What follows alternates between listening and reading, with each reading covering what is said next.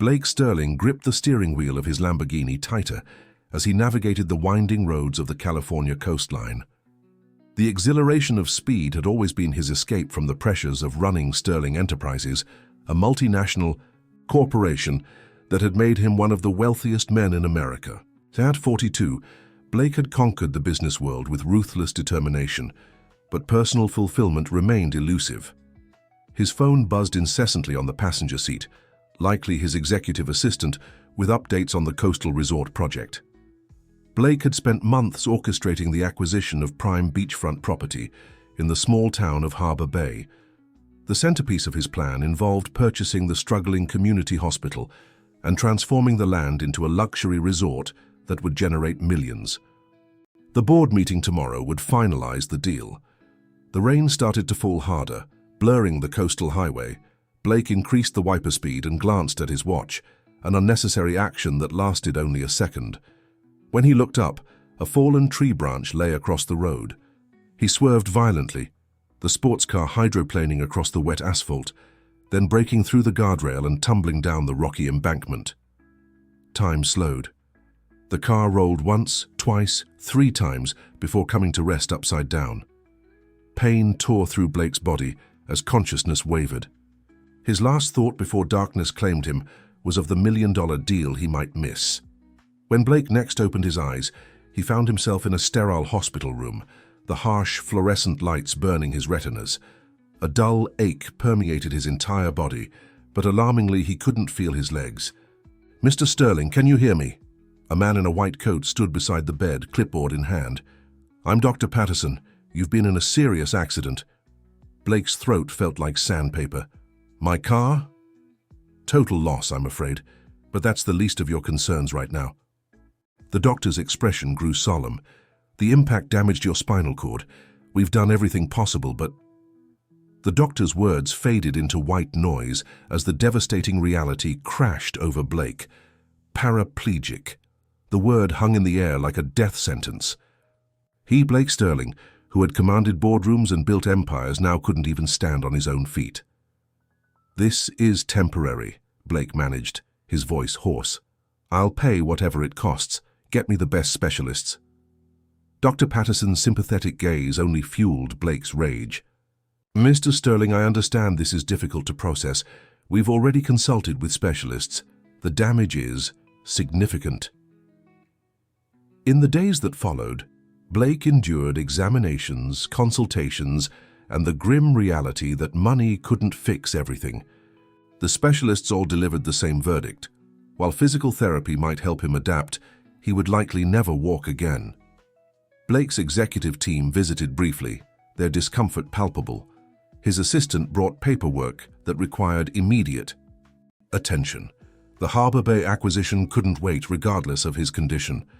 With a trembling hand, he signed the documents authorizing the company to proceed with the resort development. "We'll handle everything," his CFO assured him. "Just focus on getting better."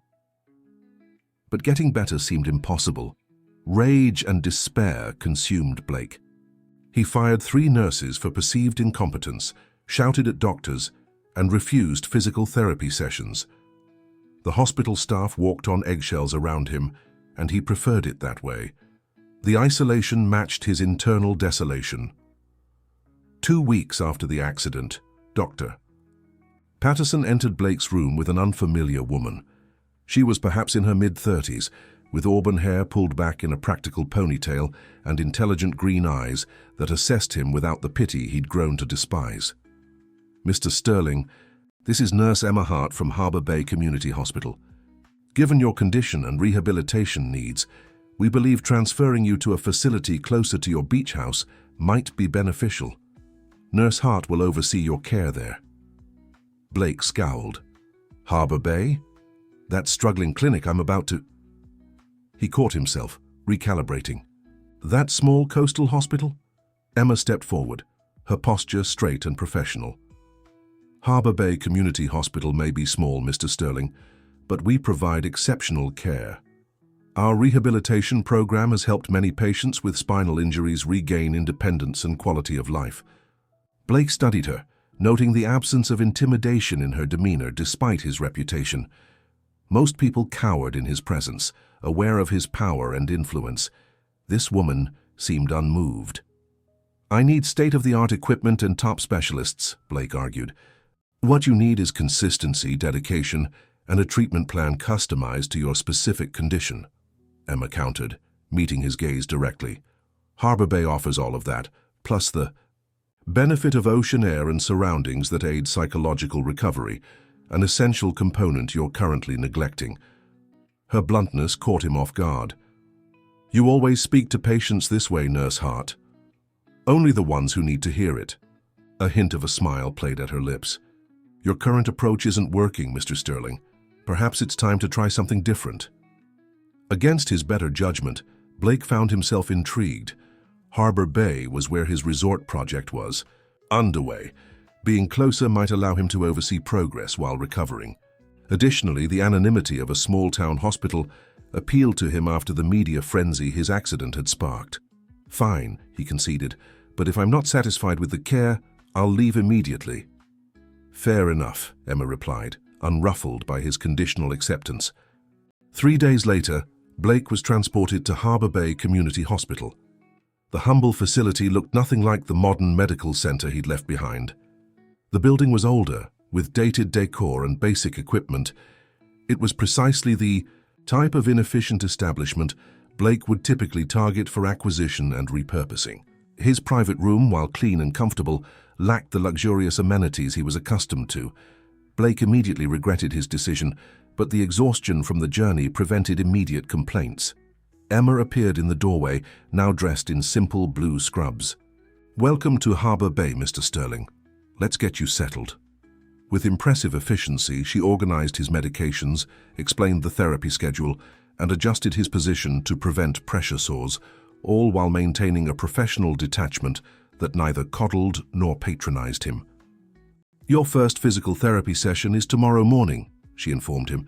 "I'll be coordinating with our therapist, Sean Miller. For now, try to rest." "This place," Blake gestured around dismissively, "it's exactly what I expected. Outdated and inadequate." Emma paused at the door. "Yet it serves over 5,000 residents who have nowhere else to go within 50 miles. Not everything valuable gleams with newness, Mr. Sterling." Her words carried no judgment, merely stated as fact. As she left, Blake stared at the ceiling, contemplating the irony. The very hospital he planned to demolish for his resort now housed him at his most vulnerable. His phone buzzed with messages from his project manager, reporting that the final paperwork for the hospital acquisition was nearly complete. The board of directors remained unaware of his accident, believing he was simply working remotely.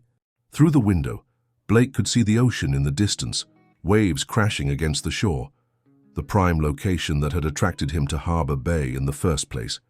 Soon, a luxury resort would stand where this hospital now operated, catering to wealthy tourists rather than the local community. Sleep eluded Blake that night, his mind racing between the reality of his physical condition and the business opportunity awaiting completion. The hospital would be demolished within months, its staff dispersed, and patients redirected to facilities in neighboring counties. Emma Hart would find another nursing position elsewhere, unaware that her current workplace's fate had been sealed by the very patient she was now treating. The irony was not lost on Blake. For the first time since the accident, he felt something other than rage or despair, a vague discomfort that resembled guilt. It was an unfamiliar sensation for a man who had built his fortune on ruthless business decisions, and he didn't care for it at all. Tomorrow, he decided, he would call his office and expedite the Harbor Bay Resort project. The sooner he could return to familiar territory, the world of business where he still wielded power, the better.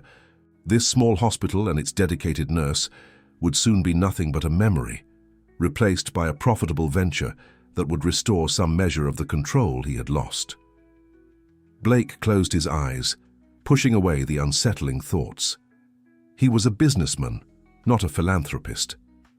The world respected strength and success, not weakness and sentimentality. And despite his current condition, Blake Sterling was determined to prove that he was still a force to be reckoned with.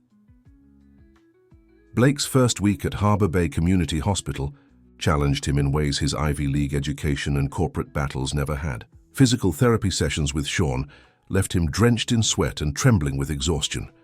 The therapist, a former military medic with a no-nonsense approach, pushed Blake relentlessly, immune to his threats and complaints. "Your bank account means nothing here," Sean told him during a particularly grueling session. "Your recovery depends on your effort, not your wallet." Blake had nearly fired him on the spot until Emma intervened. She had a way of diffusing his anger with calm rationality that both irritated and intrigued him. "Mr. Sterling, adaptation requires discomfort," she explained while helping him back to his room. "Fighting the process only prolongs it." By the third day, Blake had memorized Emma's schedule. She worked 12-hour shifts, 4 days a week, often staying late to ensure patient comfort. During her shifts, the entire atmosphere of the hospital floor seemed to lift. Other staff members sought her advice. Patients brightened at her approach, and even the cantankerous, elderly woman across the hall ceased her complaints when Emma entered her room. "How long have you worked here?" Blake asked one evening as Emma changed his IV. "Almost 10 years, she replied, her hands steady and efficient. "I came right after nursing school." "Why stay? This place can't possibly offer competitive wages or advancement opportunities." Emma secured the IV line before answering. "Not everyone measures success by income or titles, Mr. Sterling. This hospital saved my younger brother's life when he was 17. The staff here treated him when no one else would." She paused, a flash of old pain crossing her features. "I promised myself I'd give back to this community," Blake scoffed. "Noble but impractical. Dedication doesn't pay bills." "Perhaps, but fulfillment can't be deposited in a bank account." She adjusted his pillow with practiced ease. "Besides, Harbor Bay needs us. The nearest hospital is an hour away." The information struck Blake differently now than when he'd first evaluated the property. Then, it had been merely a logistical footnote in his development plan. Now, hearing it from Emma, he felt that unfamiliar twinge again, the discomfort of recognizing human consequences to business decisions. His phone chimed with an incoming message. Blake reached for it, grimacing at the effort such a simple movement now required. "Your project manager again?" Emma asked, noting the corporate logo on his screen. Blake quickly turned the phone over. "Just business." "Must be important business to demand attention during your recovery." "It is," Blake confirmed, suddenly eager to reassert his identity, beyond that of a patient.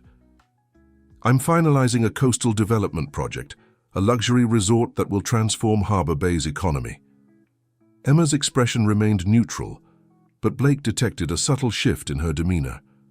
"Transform it how?" "Jobs, tourism revenue, infrastructure improvements." The standard pitch flowed automatically, though he carefully omitted mention of the hospital acquisition. "I see." She checked his vital signs with methodical precision. "And did your market research indicate what the town actually needs, or just what vacationers might want?" The question caught him off guard. In 15 years of development projects, Blake couldn't recall anyone asking that particular question. Before he could formulate a response, Emma was called away to another patient's room, leaving him unsettled. Later, that night, unable to sleep, Blake scrolled through emails on his tablet.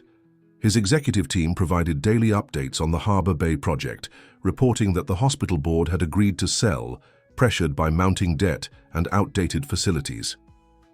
The transaction would be complete within weeks.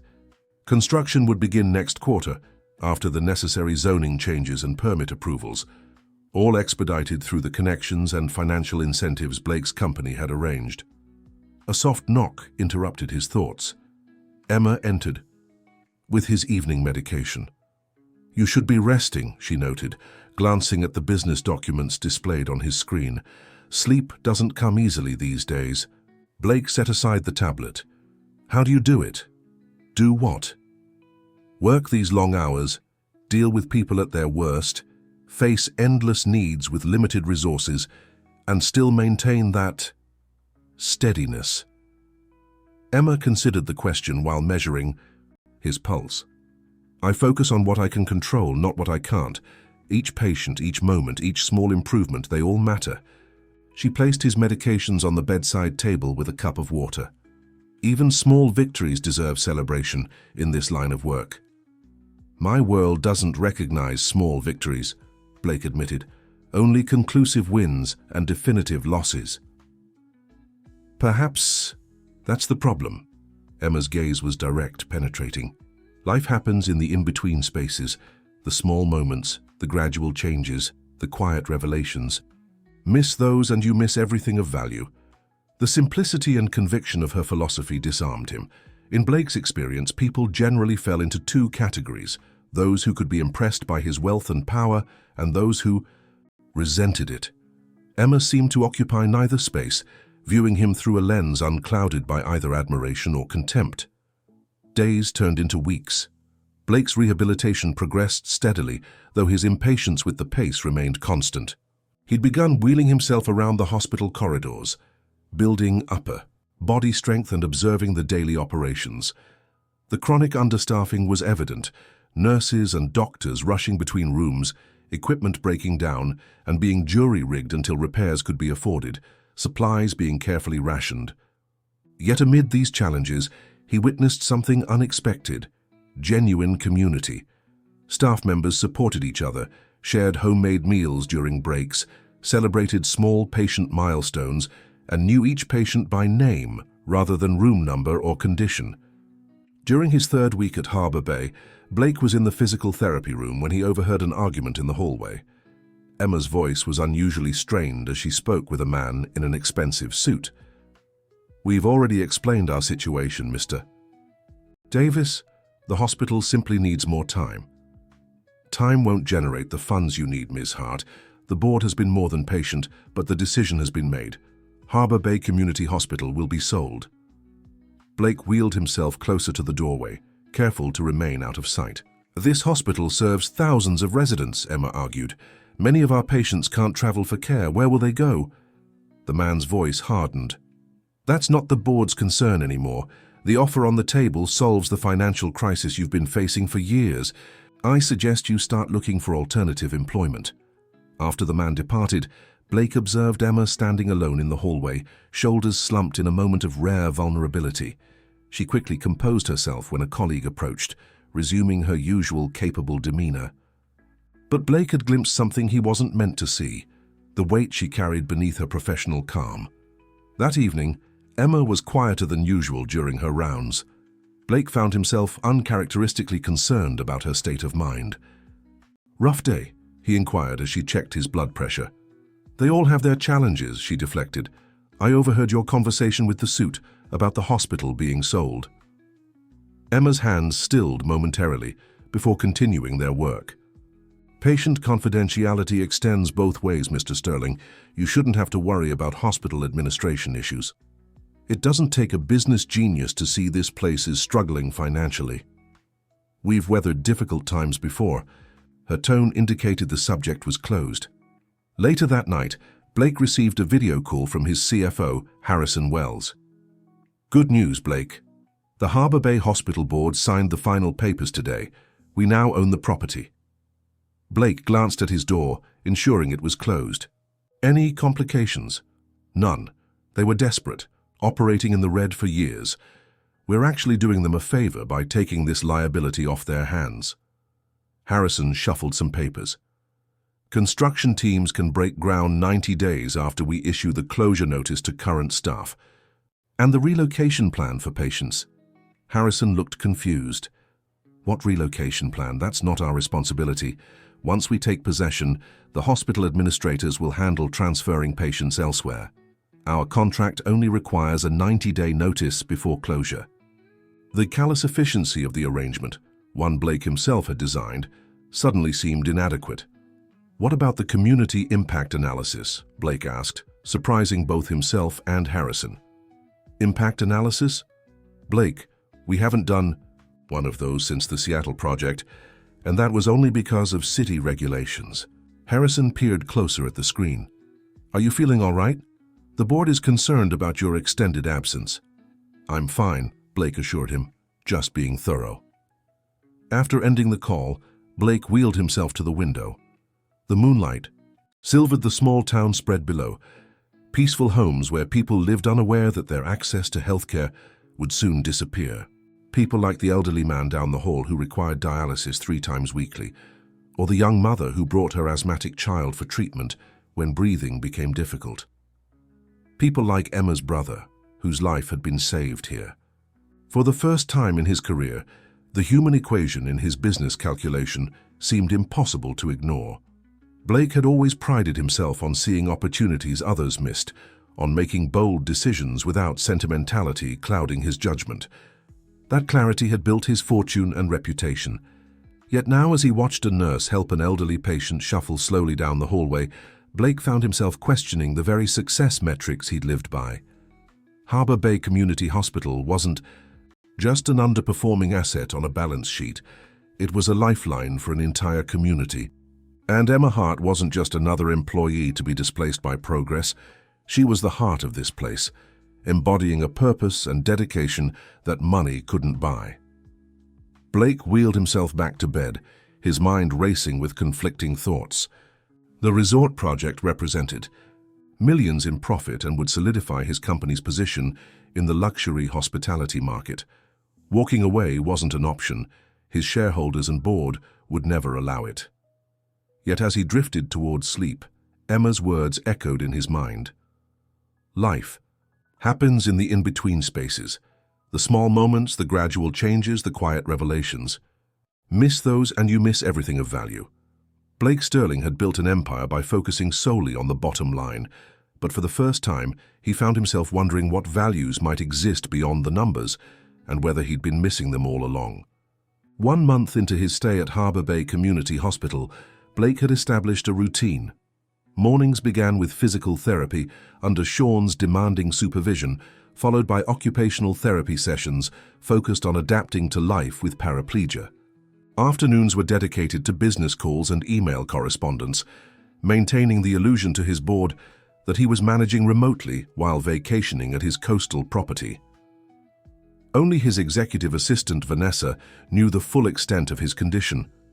She had visited once, bringing paperwork that required original signatures and a concerned gaze that Blake rebuffed with curt instructions about the Harbor Bay development project. "The board is getting restless," Vanessa had warned. "They're expecting you at the quarterly meeting next month." "I'll be there," Blake had assured her, though uncertainty gnawed at him. The prospect of appearing before the board in a wheelchair, displaying weakness, was almost unbearable. Evening was Blake's favorite time at the hospital. The facility quieted as visitors departed and the night shift began. Often Emma would stop by his room after completing her rounds, sometimes bringing him articles about new rehabilitation techniques or simply checking his comfort before ending her shift. These brief interactions had become inexplicably important to Blake. Her forthright manner and unassuming competence provided a refreshing contrast to the sycophants who typically surrounded him in the corporate world. On a particularly clear evening, Blake wheeled himself onto the small patio adjacent to the physical therapy room. The hospital's elevation offered a sweeping view of Harbor Bay, the marina with its bobbing fishing boats, the main street lined with small businesses, and the crescent beach where children still played despite the autumn chill. "Beautiful, isn't it?" Emma's voice came from behind him. She joined him at the railing, the setting sun warming her features. "It has potential," Blake admitted, his developer's eye automatically assessing sightlines and property values. Emma smiled slightly. "Always the businessman. Can't you just appreciate the view without calculating its worth?" Force of habit. Blake shifted in his wheelchair, still adjusting to the constant discomfort of his new reality. "I built my first real estate development when I was 26, transformed a struggling neighborhood in Boston into a thriving commercial district. And the people who lived in that struggling neighborhood, what happened to them?" Blake frowned. "They relocated, the property values increased, the city collected more taxes, businesses flourished. Everyone benefited." Everyone with means, perhaps. Emma leaned against the railing, her profile silhouetted against the sunset. "My father was displaced by a similar transformation when I was 12. The compensation offered couldn't secure equivalent housing in the same area, So we moved farther from his workplace. His commute doubled. We changed schools, lost our community connections. She turned to face him directly. Progress isn't equally progressive for all involved, Mr. Sterling. The criticism stung more than Blake expected. I create opportunities. Not everyone chooses to take advantage of them. Or perhaps not everyone has the same starting point to do so. Emma checked her watch. I should finish my rounds. As she turned to leave, Blake felt an unexpected urgency to prolong the conversation. The hospital board sold this property. Emma froze. What? The sale is final. 90 days from now, Harbor Bay Community Hospital will close. Emma's expression cycled rapidly through shock, anger, and resignation. How do you know this? Blake hesitated, recognizing the precipice before him. The truth would likely destroy any respect Emma might hold for him, yet continuing the deception felt increasingly intolerable. I know because I'm the buyer, he admitted quietly. Emma stared at him, disbelief evident in her widened eyes. You're building the resort everyone's been whispering about, the one that's supposed to revitalize Harbor Bay. Blake nodded, watching her process the implications.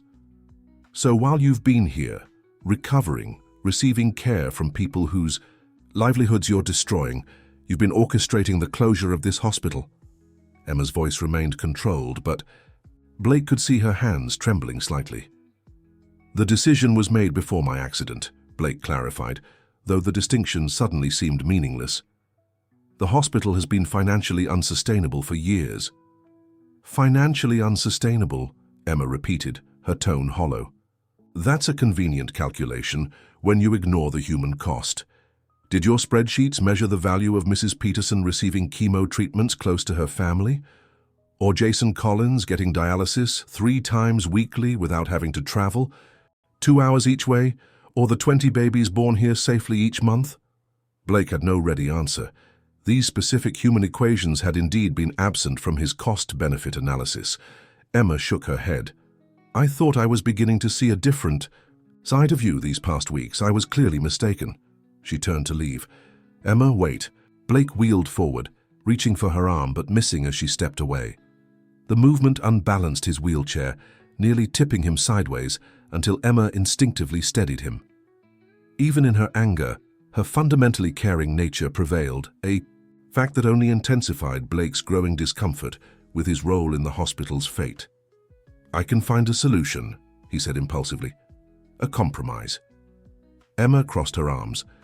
What kind of compromise exists between keeping a critical healthcare facility open and demolishing it for vacation condos? Blake's mind raced, accustomed to solving complex problems under pressure. What if I could guarantee the hospital's future, financial stability, upgraded facilities, job security for the staff? Suspicion narrowed Emma's eyes. And what would you want in exchange for this sudden philanthropy? Blake hadn't planned this moment, yet as the question hung between them, clarity emerged from impulse. For weeks, he'd watched Emma navigate her world with purpose and integrity. Her genuine concern for others, her unwavering dedication despite limited resources, her ability to find meaning beyond material success, these qualities had awakened. Something dormant within him. 24 hours, he said finally. I don't understand. Just give me 24 hours of your time, outside this hospital, away from patients and medical responsibilities. Let me show you who I am beyond the businessman you've judged. Let me try to... Blake paused, the unfamiliar territory of vulnerability making him hesitate. Let me try to earn your respect. Emma stared at him incredulously. You're proposing to save the hospital if I go on a date with you. Not a date, Blake corrected, uncomfortable with the transactional implication. A chance to prove that I can see beyond balance sheets and profit margins, an opportunity to demonstrate that I understand what this hospital means to Harbor Bay. And if I refuse? Blake met her gaze steadily. Then I'll need to find another way to convince you of my sincerity. Emma studied him, her expression guarded. This is inappropriate on so many levels. Perhaps, Blake acknowledged, but we're past conventional negotiations, aren't we? This hospital matters to you. It matters to the community. I have the power to save it or replace it. Doesn't that merit 24 hours of exploration before final decisions are made? The ethical dilemma visibly troubled Emma. Blake recognized the manipulation inherent in his proposal, yet also felt the unexpected authenticity of his desire to earn her genuine regard. The hospital's fate shouldn't hinge on my personal time, Emma said finally. It doesn't, Blake assured her. Consider it a starting point for a broader conversation about Harbor Bay's future. I'm asking for your insights, your perspective, the human elements my business analyses have clearly overlooked. Emma took a deep breath. I need time to think about this. Of course. Blake wheeled backwards slightly, giving her space. The offer stands. After Emma departed, Blake remained on the patio until darkness enveloped the town below. The encounter had left him unsettled, confronting motivations he scarcely recognized within himself. Throughout his career, Blake had prided himself on clarity of purpose and decisiveness. Now his objectives seemed to blur, complicated by newfound awareness of impacts beyond profit margins. The following morning, Blake awoke to find Dr. Thompson, the hospital's chief physician, in his room instead of Emma. Nurse Hart requested, "Reassignment from your case," the doctor explained, reviewing Blake's chart. "Given the circumstances, I approved the change." Blake felt a disproportionate sense of loss. "I understand."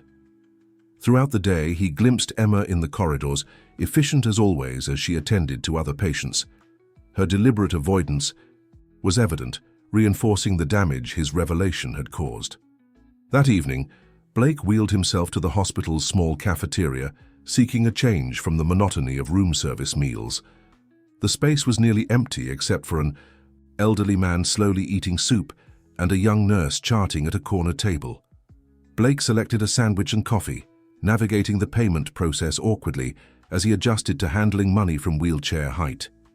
As he searched for a suitable table, Emma entered, her steps faltering briefly when she spotted him before approaching the coffee dispenser. Blake wheeled toward her, determined to breach the silence. "I owe you an apology." Emma glanced at him while filling her cup. "You don't owe me anything, Mr. Sterling." "I do," Blake insisted. "My proposal was inappropriate. The hospital's future shouldn't be leveraged against personal demands." Emma added cream to her coffee, stirring it methodically. "No, it shouldn't." "I'll find another solution," Blake continued. "One that doesn't involve conditions or compromises. To your professional boundaries." Emma studied him, her expression softening slightly. "Why did you really make that offer? And please, don't give me the corporate spin version." The question penetrated Blake's habitual defenses. In the fluorescent light of the hospital cafeteria, with his expensive wheelchair and designer clothes contrasting sharply with the utilitarian surroundings, Blake felt the pretense of power slipping. "Because for the first time in my life, I care about someone's opinion of me that isn't based on my financial worth," he admitted. "Because you see people, not assets or liabilities. Because I want to understand how you do that, how you find fulfillment in giving rather than taking." Emma's surprise at his candor was evident. She sat in the chair opposite his wheelchair, setting her coffee down carefully. "That's unexpectedly honest. I'm discovering that paraplegia strips away certain pretenses," Blake said wryly. "When you can't literally stand on your own, other forms of support become more apparent." A hint of a smile crossed Emma's features. "A valuable insight." "I meant what I said about finding a solution for the hospital," Blake continued. "Not conditionally, not as leverage, because it's the right thing to do. And your investors, your board, your profit margins? Let me worry about those complications." Emma considered him thoughtfully. "I'll take the 24 hours, she said finally. "Not as a date or personal favor, but as an advocate for this hospital and community. If you're serious about finding a solution, I want to be part of that conversation." Relief washed through Blake, stronger than anticipated. "Thank you."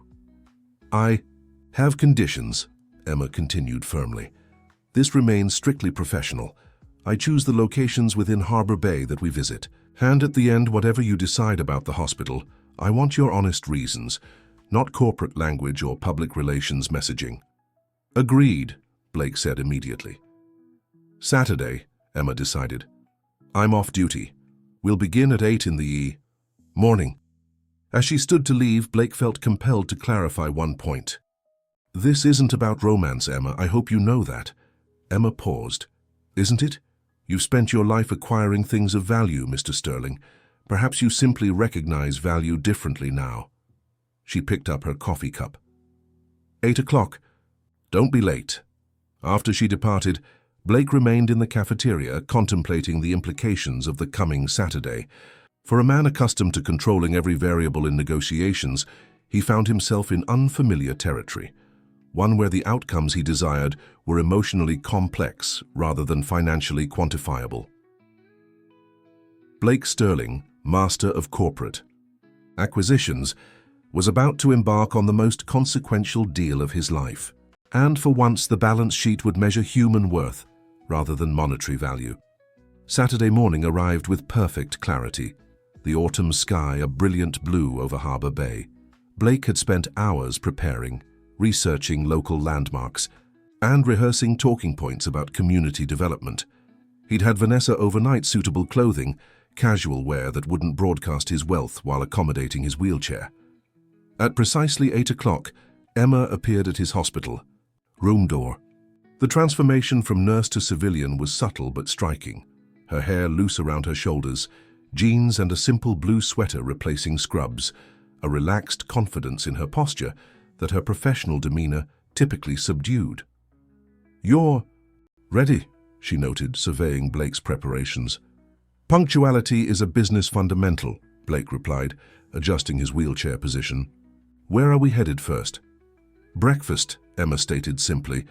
You can't understand Harbor Bay on an empty stomach. Blake had anticipated historical sites or community centers, places that would underscore the town's cultural significance. A breakfast venue seemed anticlimactic, but he nodded agreeably. They exited through a side entrance where a pickup truck awaited. Blake eyed the vehicle skeptically. I arranged for an accessible van, he said, gesturing to his wheelchair. Emma shook her head. This is Danny's truck. He modified it for his grandfather after his stroke. She opened the passenger door, revealing a custom lift system.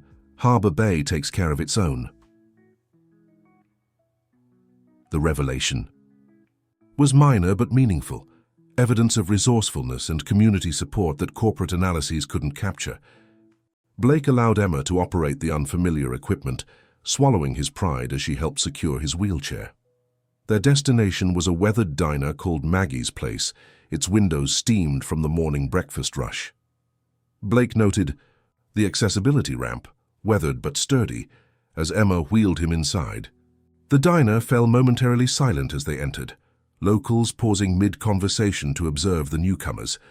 Blake was accustomed to commanding attention in boardrooms, but found this different scrutiny disconcerting.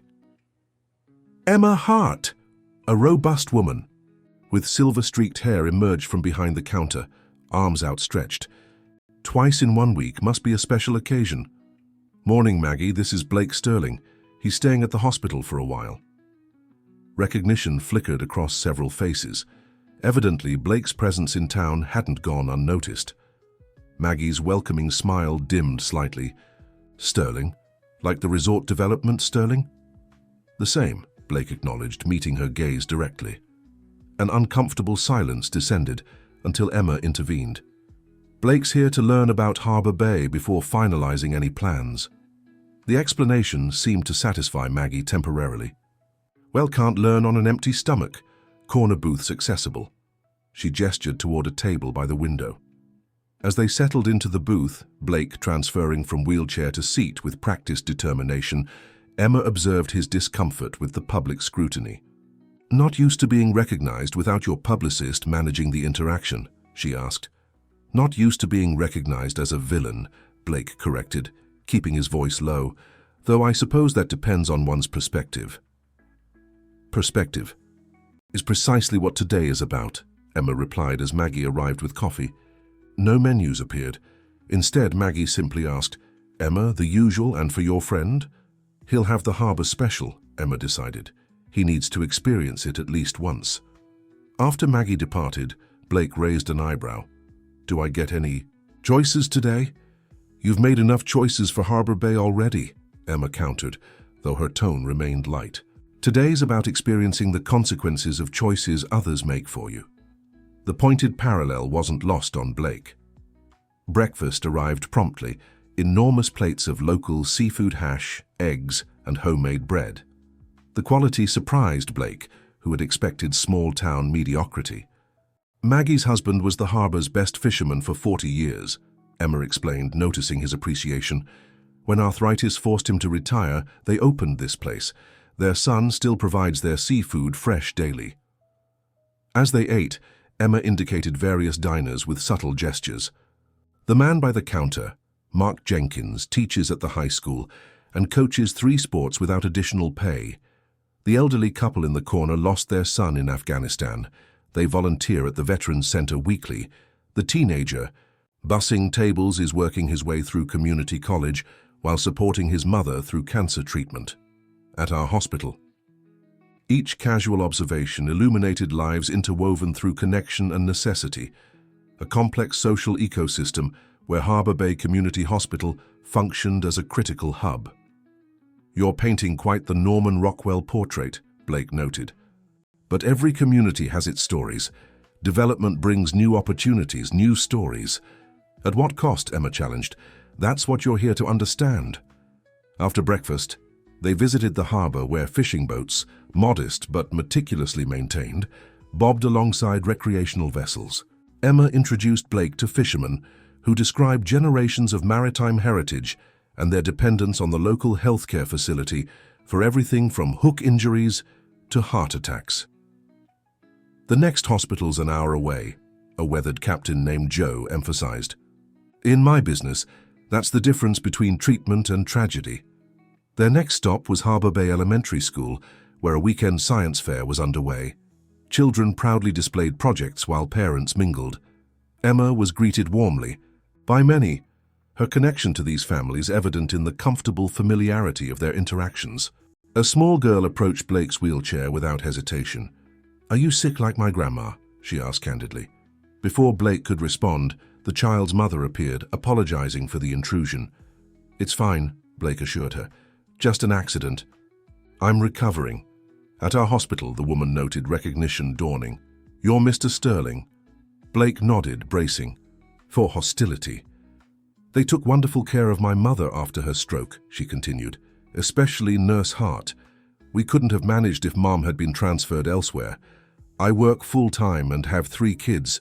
Visiting her daily would have been impossible." The simple testimony landed more effectively than any formal community impact statement. Throughout the morning, similar encounters accumulated. The retired teacher whose weekly physical therapy maintained his independence, the young mother whose high-risk pregnancy had been monitored by the hospital's sole obstetrician, the teenager whose sports injury had been treated affordably through the hospital's sliding payment scale.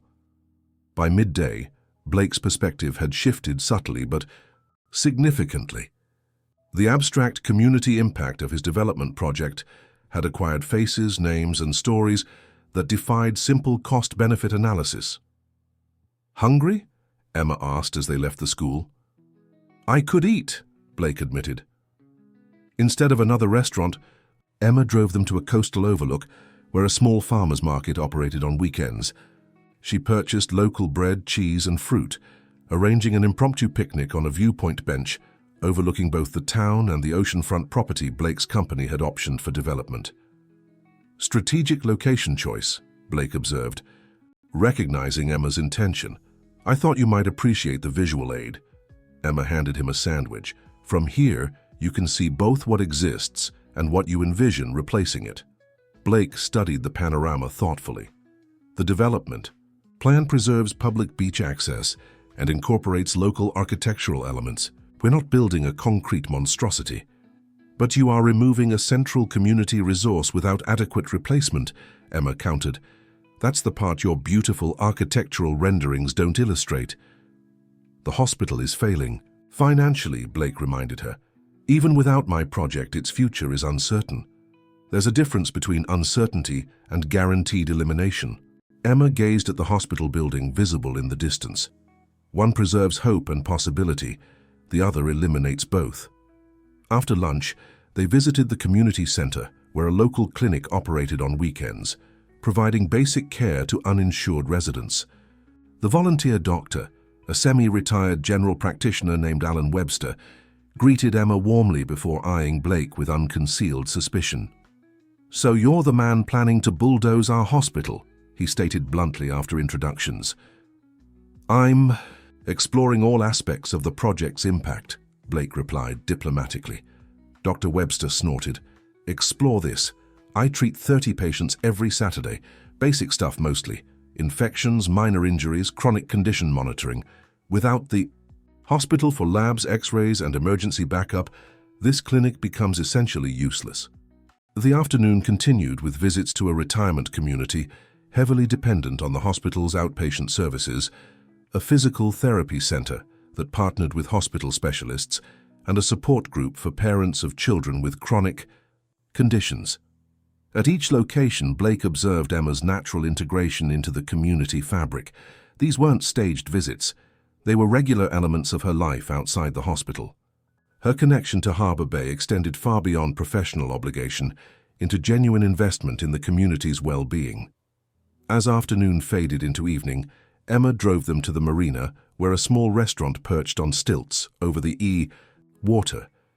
Unlike their previous stops, this establishment exuded a more upscale atmosphere while maintaining local character. "Last stop," Emma announced, as they were seated at a corner table overlooking the sunset-dappled harbor. "Saving the best." "For last," Blake scanned the sophisticated menu with appreciation. "Saving the most relevant." Emma nodded toward a framed photograph on the wall, showing the restaurant in its earlier incarnation, a dilapidated fishing shack. Harbor Bay Bistro was a failing business 5 years ago. The owner was ready to close until a local investment group provided capital and business expertise while preserving its local character and staff. Now it's profitable and authentic, a genuine improvement without displacement. Blake recognized the implicit comparison to his own development approach. "Who managed this transformation?" "My brother, Michael," Emma smiled slightly. "The one whose life our hospital saved when he was 17. He has quite the business mind, when it's tempered with community conscience." Their meal progressed. With lighter conversation, Emma sharing stories of growing up in Harbor Bay, Blake recounting his early career challenges. The professional boundaries established at the day's beginning softened into genuine exchange, revealing shared values beneath their divergent life choices. After dinner, with twilight deepening around them, Emma suggested a final stop. She drove them to the hospital's rear grounds where a small garden flourished, a tribute to community members lost too soon. Patients, staff, and family members created this together, Emma explained as she wheeled Blake along the illuminated path. "Every plant, bench, and fixture was donated. It's where many of us find peace during difficult shifts." Blake noted a freshly installed bench with a simple plaque, "In memory of Thomas Hart, who taught us to see possibility in every challenge." "Your brother?" Blake asked gently. Emma shook her head. "My father. He passed last year." She sat beside Blake's wheelchair. "He taught Michael and me that communities are ecosystems. Remove one critical element, and the entire system suffers." They sat in companionable silence, watching stars emerge above the garden. The 24 hours were nearing completion, and Blake found himself in an unfamiliar state of clarity coupled with conflict. "You've made your point effectively," he acknowledged finally. "Harbor Bay is more than a promising development location. It's a functioning community with interdependent elements. And the hospital is clearly more integral than our impact studies indicated." Blake met her gaze directly. "But that doesn't automatically solve the financial realities. Sentiment doesn't pay bills, as I believe I mentioned before." "No," Emma agreed, "but it can inspire solutions when profit isn't the sole motivation." As they prepared to return to the hospital, Blake found himself reluctant to conclude their time together. The day had revealed aspects of Emma beyond the capable nurse: her deep community connections, her principled pragmatism, her capacity for both compassion and challenge. More unsettlingly, It had revealed aspects of himself long suppressed beneath: business acumen and ambition, a capacity for empathy, an awareness of impact beyond numbers, and a growing desire for purpose beyond wealth accumulation. Back at the hospital, Emma helped Blake return to his room. The familiar medical environment seemed different now, contextualized by the day's experiences. "Our 24 hours are technically complete," Emma noted, checking her watch. "Have you reached a decision about the hospital?" "I need time to consider alternatives," Blake replied honestly, "but I give you my word. I won't proceed with the original plan without finding a solution for continued healthcare access." Emma studied him carefully. "I believe you," she said finally, "which surprises me as much as it might surprise you." After she departed, Blake wheeled himself to the window, gazing toward the town illuminated below. Harbor Bay had been merely a promising investment opportunity weeks ago. Now it represented something far more complex, a community whose welfare had become inexplicably important to him. His phone chimed with a message from Harrison. "Board meeting scheduled next week, resort approval pending. Need you on video call to finalize." Blake set the phone aside, his typical decisive response delayed by uncharacteristic uncertainty. For the first time in his career, the straightforward path to profit seemed inadequate against the complex human equation now before him. And for the first time in his life, Blake Sterling found himself measuring success in metrics beyond money, a transformation as unexpected as the accident that had precipitated it. The Harbor Bay Community Hospital Board meeting room was seldom used for actual meetings. Budget constraints had transformed it into a multi-purpose space, storage for outdated equipment, occasional staff lunches, and today, the site of what might be the facility's final negotiation. Blake sat at the head of the conference table, his wheelchair positioned where the chairperson would normally preside. Having demanded this meeting 3 days after his enlightening day with Emma, he now faced skeptical board members, administrative staff, and key medical personnel. Emma sat quietly in the corner, her expression carefully neutral as she observed the proceedings. "Thank you all for accommodating this unexpected meeting," Blake began, acutely aware of the tension permeating the room. "I've asked you here to discuss alternatives to the current arrangement between Sterling Enterprises and Harbor Bay Community Hospital." Dr. Tompkins, the hospital's medical director, leaned forward. "With all due respect, Mr. Sterling, the sale is finalized. Your company owns this property. Alternative discussions seem rather late in the process." "It's never too late to correct a flawed approach," Blake countered, the phrase feeling foreign on his tongue. Throughout his career, admitting miscalculation had been anathema to his leadership style. "I believe we can structure a different arrangement that serves both business interests and community needs." The hospital administrator, a harried woman named Janet Collins, shook her head. "We've explored every possible funding option over the past 5 years. The financial reality is unmistakable. This facility cannot sustain itself under current conditions." "Current conditions can be changed," Blake replied. He distributed tablets containing a detailed presentation, the product of 3 sleepless nights working with financial analysts from his company. "I'm proposing a complete restructuring of Harbor Bay's healthcare delivery model." For the next hour, Blake outlined a comprehensive plan that merged business efficiency with community service. Sterling Enterprises would still develop a portion of the property, a scaled-down resort that would generate significant tax revenue for the town while preserving the hospital's core functions.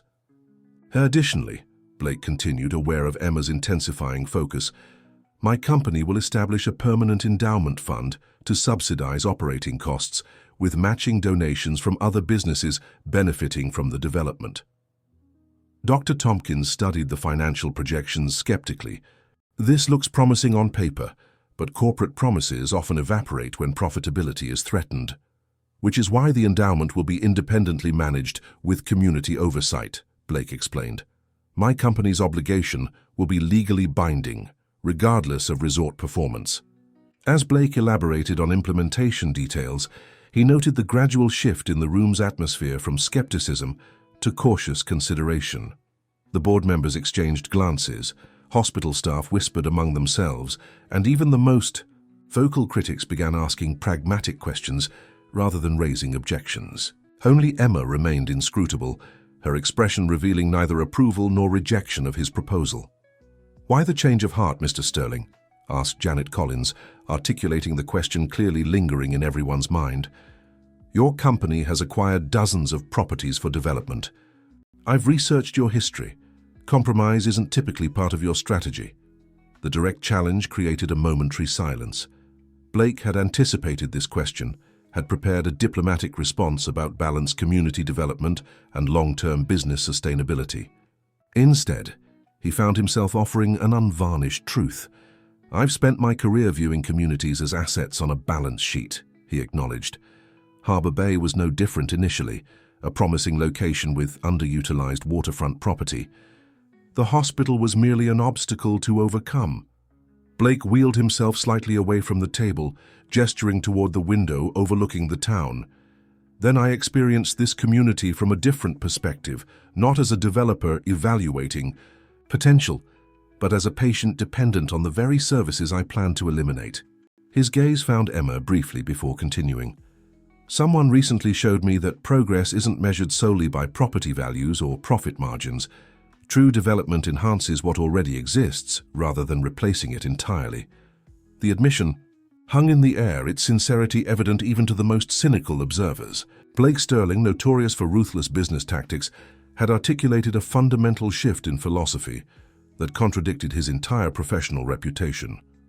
"This proposal isn't charity or public relations," Blake clarified. "It's sound business, adapted to include community welfare in the equation. Harbour Bay will still transform, but into a better version of itself, rather than a generic luxury destination disconnected from its heritage." The meeting concluded with tentative agreement to pursue Blake's alternative plan.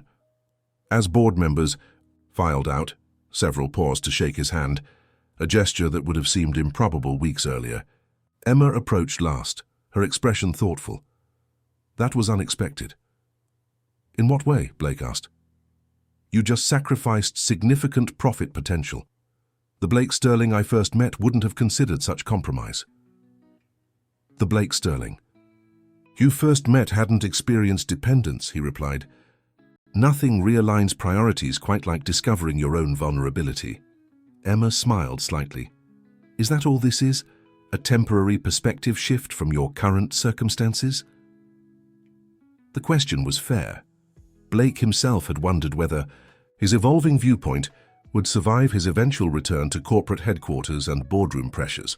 "This isn't temporary," he assured her, surprised by his own certainty. "Some transformations can't be reversed, regardless of circumstances." Days later, the local newspaper published details of the revised development plan. Community reaction was predictably mixed. Many welcomed the preserved hospital services and promised infrastructure improvements, while others remained suspicious of corporate intentions regardless of compromises offered. Blake monitored these reactions from his hospital room, now scheduled for discharge the following week. His rehabilitation had progressed steadily, with doctors confirming he could continue outpatient therapy while residing at his beach house nearby. The prospect of leaving the hospital elicited conflicting emotions. While eager to reclaim independence, Blake recognized that his time as a patient had fundamentally altered his worldview in ways that extended far beyond his physical condition. On his final evening as an inpatient, Emma visited during her shift break. Their interaction had remained professionally cordial since the community tour, though Blake detected a subtle warming in her manner since the board meeting. "Your discharge. Paperwork is complete," she informed him, placing a folder on his bedside table. "Dr. Thompson will review final instructions tomorrow morning before release." "Thank you." Blake hesitated, aware that their unusual connection would inevitably change once he left the hospital's confines. "I received an interesting proposal today." Emma raised a questioning eyebrow. "The Harbour Bay Business Association wants me to join their Economic Development Committee," Blake explained. "Apparently my revised resort plan has them reconsidering my villain status." Emma smiled. "Community service, Mr. Sterling. Another unexpected development." "I'm full of surprises lately." Blake returned her smile, their shared acknowledgement of his evolution creating a moment of connection. "Actually, I have something for you." He retrieved an envelope from his bedside drawer. "Official documentation of the hospital endowment establishment. The first funding transfer is already complete. Payroll is secure for the foreseeable future." Emma accepted the envelope, visibly moved by the tangible evidence of his commitment. "You didn't need to provide proof. I wanted to," Blake replied simply.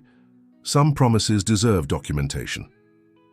As Emma began to respond, her pager beeped urgently. "Emergency in the ER," she explained, already moving toward the door. "I need to go." "Of course." She paused briefly in the doorway. "Thank you, Blake, not just for the hospital, for being willing to see differently." After she departed, Blake wheeled himself to the window, contemplating the town spread below. Harbor Bay looked different now than when he'd first assessed its development potential. Where he once saw merely underutilized real estate, he now recognized a complex community ecosystem, one he had nearly disrupted without understanding its interconnections. The following morning brought discharge procedures and final consultations. Blake's private physical therapist and home health team awaited him at the beach house, arrangements made weeks earlier to ensure continuity of care. As a nurse reviewed medication instructions, Blake caught sight of Emma passing in the hallway, deeply engaged with another patient. The devoted attention she offered, the same quality that had initially affected him so profoundly, now extended to someone else requiring care. The observation brought unexpected clarity. Emma's exceptional quality wasn't reserved for him specifically, but represented her fundamental approach to humanity. Blake's executive assistant arrived to coordinate his departure, bringing corporate paperwork requiring immediate attention. Among the documents was the final approval for the revised Harbor Bay development, a compromise that had generated considerable controversy within Sterling Enterprises' executive team. "The board is expecting you at headquarters next week," Vanessa reminded him, efficiently organizing his belongings. "They're anxious about the reduced profit projections for this project." "They'll adjust," Blake replied confidently, "especially when they see the long-term advantages of this approach." As preparations for discharge continued, Blake found himself seeking one final conversation with Emma. When she didn't appear during normal rounds, he sent a message through hospital staff requesting a brief meeting before his departure.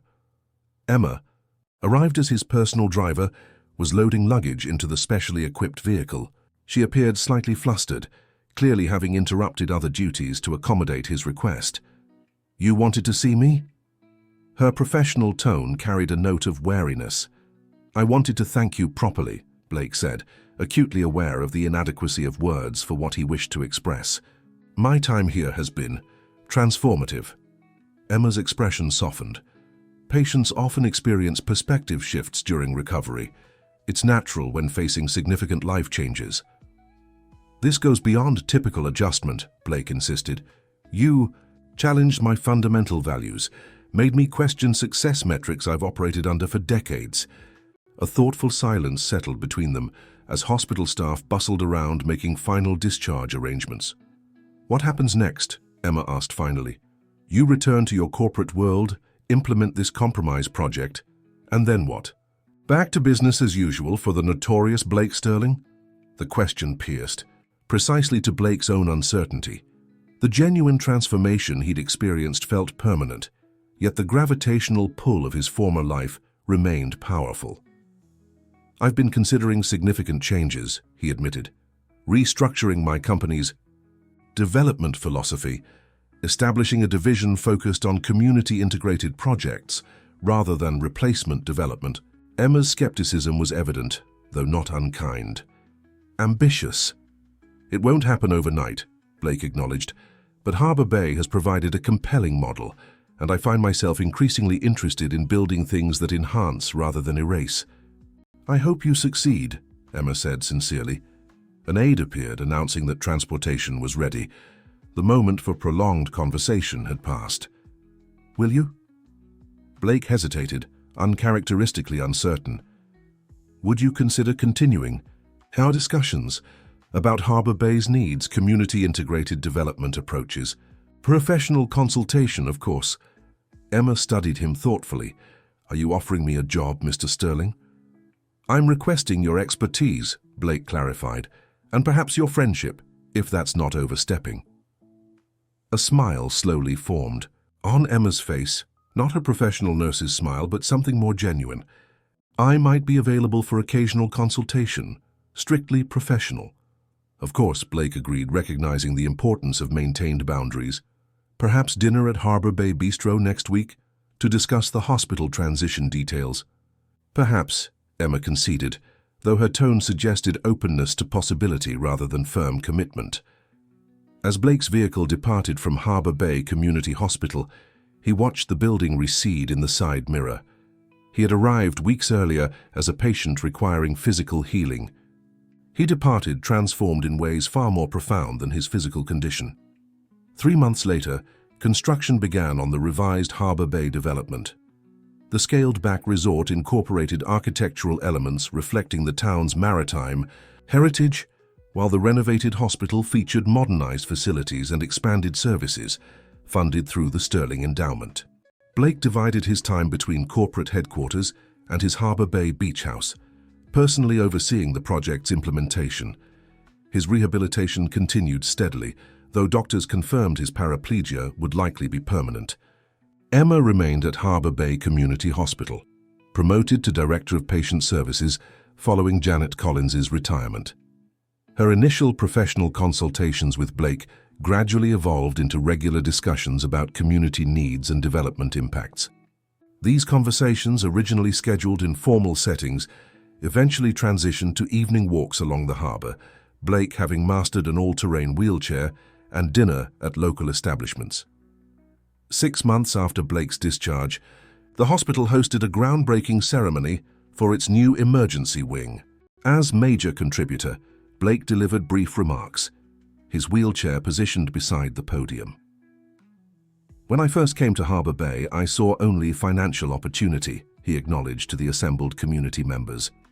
Today, I see something far more valuable, a community that understands true wealth lies in connection, purpose, and mutual support. His gaze found Emma in the crowd, her proud smile reflecting the journey they had shared. Their relationship had developed gradually, built on mutual respect and shared vision rather than dramatic gestures or false promises. That evening, they walked along the harbor promenade, watching sunset paint the water in brilliant hues. Construction equipment for the resort and hospital expansion stood silhouetted against the horizon, physical manifestations of compromise between progress and preservation. The board finally stopped questioning the Harbor Bay approach, Blake mentioned, navigating his wheelchair alongside Emma's relaxed pace. Our quarterly results showed the community integration model actually enhances long-term profitability, even with reduced initial returns. Emma smiled. Converting the corporate world to community values through profit incentives? Clever strategy. I'm still a businessman at heart, Blake acknowledged, just one with expanded metrics for success. They paused at a viewpoint overlooking both the hospital and resort construction sites, visible evidence of transformation in progress. Harbor Bay was changing, yet maintaining its essential character through careful, deliberate evolution rather than wholesale replacement. 6 months ago, I couldn't have imagined this outcome, Emma admitted. When you first proposed saving the hospital in exchange for 24 hours of my time, I was certain it was manipulation. It was, Blake confessed. Initially, I wanted to impress you, to prove something. And now? Blake considered the genuine question carefully. Now. I understand that some values can't be transactionally acquired. They must be genuinely embraced. He reached for her hand. You didn't change me, Emma. You simply showed me who I could be if I chose differently. As darkness settled over Harbor, bay lights illuminated the hospital where their story had begun, a structure representing both what had been preserved and what had been transformed. Like the man who had once planned its demolition, the facility now stood at the intersection of past and future, foundation intact, but purpose expanded. In the gentle evening light, Emma's hand remained in Blake's. Not a dramatic declaration, but a quiet acknowledgement of possibility between two people who had found unexpected connection through challenging circumstances and conflicting values.